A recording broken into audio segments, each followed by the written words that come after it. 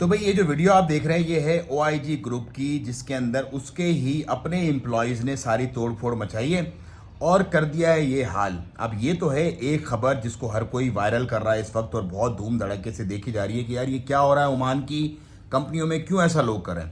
अब मैंने आपको बतानी है रियल वजह के वो वजूहात क्या हैं कि जिनकी वजह से लोगों को ये करना पड़ रहा है।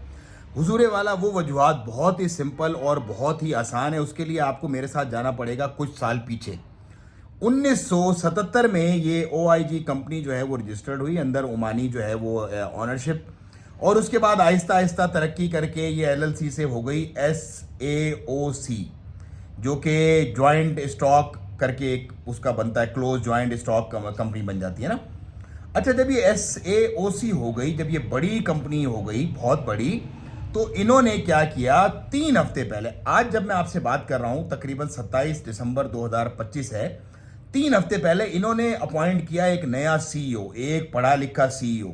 और यकीनन मैं 100% श्योर हूं ये CEO भी उसी तरह का CEO होगा जो मैंने आपको एक डिग्री की वीडियो बना के भेजी थी कि इंडिया में सबसे बड़ा स्कैम पकड़ा गया है कि वो लाखों रुपए लेके लोगों को बड़ी बड़ी महंगी महंगी डिग्रियां जो है, बड़ी बड़ी पोस्टों वाली डिग्रियां बेच रहे हैं, मास्टर्स PhD तक की डिग्रियां वो लोगों को बेच रहे हैं, और फेक डिग्रीज लेके लोग यहां पर आ रहे हैं, सल्तनत ऑफ ओमान में भी और दुबई में भी और सऊदीया में भी, और वर्ल्ड वाइड जा रहे हैं। इंडियन जो लोग हैं, इंडियन नेशनलिटी के लोग हैं, वो जाली डिग्रियां खरीद के वर्ल्ड वाइड जाके बड़ी बड़ी जॉब से कब्जा कर रहे हैं अपना फेक एक्सपीरियंस बना के। ये यकीनन इसी तरह के कोई बंदे होंगे जिनको इस कंपनी ने, OIG कंपनी ने रख लिया CEO। और 3 हफ्ते पहले, आज से सिर्फ 3 हफ्ते पहले, अच्छा जी, जैसे ही ये साहब CEO आए, अब जाहिर सी बात है, देखो पढ़ा लिखा होना, सेंसिबल होना, मेच्योर होना और एक्सपीरियंस होना, रियल में होना, और पैसे देके जाली डिग्री लेके किसी का हक खा के पहुंचना उस पोजीशन तक, दो अलग अलग चीजें हैं।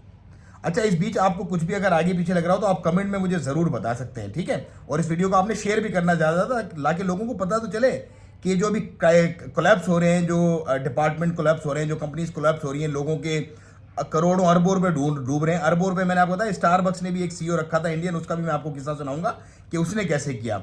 और जो एक मशहूर मिसाल अभी दुबई से जो तब उसको पकड़ लिया था और उसके बाद उसको फाइन किया है, और उसके भी आपने चर्चे सुने होंगे। तो मैं इंडियंस की आपको बेसिकली थोड़ी सी मामला चल रहे हैं ना इस वक्त दुनिया में, वो थोड़ा सा आपको बताना चाहता हूं। तो भाई जब ये साहब इन्होंने ये CEO रख लिए तो CEO साहब आए।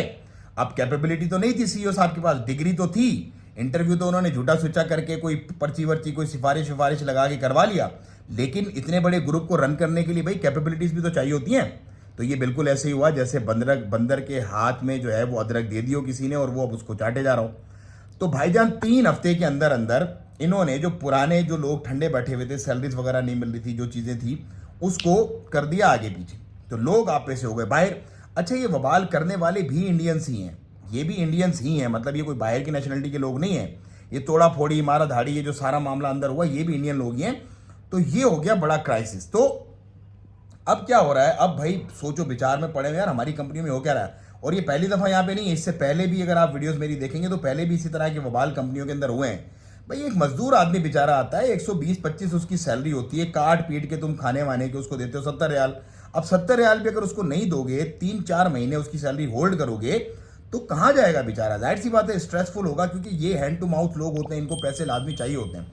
तो ये सैलरी रोक लेना, अपनी पॉलिसीज के अंदर जो है वो एक चेंज ना करना, लोगों को कंपनसेट ना करना, जब आप रेवेन्यू बनाते हो लाखों रियाल का पर एनम, तो भाई इनका भी हक है, इनको हक मिलना चाहिए। मतलब मैं तो मजदूर के साथ हूँ बिल्कुल, उन्होंने जस्टिफाइड तो ये एक्ट नहीं है, लेकिन इसको करवाने के पीछे जिन लोगों का हाथ है, मतलब ये जो जितना स्ट्रेस दे दिया लोगों को, जितना परेशान कर दिया गरीब लेबर को कि वो ये करने में मजबूर हो गए, उन लोगों को पकड़ना चाहिए, वो रियल कल्परेट है। उसमें भले कोई भी हो, उसके अंदर मैंने आपको CEO का तो बता दिया, और नीचे जो हिरारकी पूरी वो चेक करें, और उन लोगों को रियल में पकड़ना चाहिए कि वो जिम्मेदार हैं इस पूरे वबाल के। अगर वो टाइमली सैलरी देते रहते, कोई मसला मसाइल नहीं होता। अगर आपने किसी को डाउन साइजिंग करनी है, प्रॉपर्ली डाउन साइजिंग करो, ये थोड़ी काम लेते रहो और सैलरी दो ना। तो ये इंतहाई घटिया कदम होता है किसी भी बंदे की वजह से कि उसका काम जो है वो उससे ले ले और उसके बाद उसको उसका पे ना करे।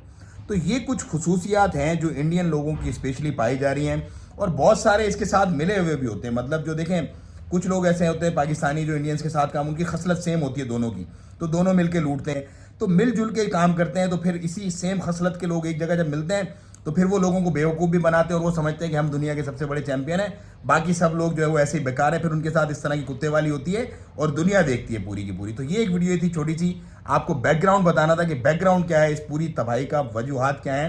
क्योंकि जब फेक लोग फेक डिग्रियां लेके फेक एक्सपीरियंस बना के फेक पोजीशंस पे आ जाते हैं तो फिर इस तरह के बवाल होते हैं। आपको क्या लगता है कमेंट में जरूर बताएं, वीडियो को ज़्यादा शेयर करें। मुझे दें इजाज़त, अस्सलाम वालेकुम व रहमतुल्लाह।